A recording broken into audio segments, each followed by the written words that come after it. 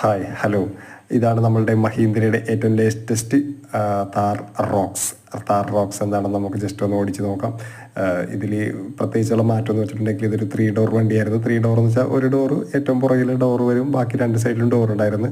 ഒരു ഡ്രൈവർ ഡോറും ഒരു കോ ഡ്രൈവറിൻ്റെ ഡോറും ഉണ്ടായിരുന്നു. ഇപ്പോൾ അത് നേരെ മാറ്റിയിട്ട് നേരെ അതിൻ്റെ ഈ ഡ്രൈവറുടെ പുറകിൽ സൈഡിൽ നമുക്ക് പണ്ട് ആക്സസ് വേണമെന്നുണ്ടെങ്കിൽ ആ ഡ്രൈവറുടെ സീറ്റ് ഫോൾഡ് ചെയ്തിട്ട് വേണം നമുക്ക് അതിൽ കൂടി വേണം ഉള്ളിലേക്ക് കയറാനായിട്ട്. ഇപ്പോൾ അത് വേണ്ട, പുറകിൽ പ്രത്യേകം ഡോറും വന്നിട്ടുണ്ട്.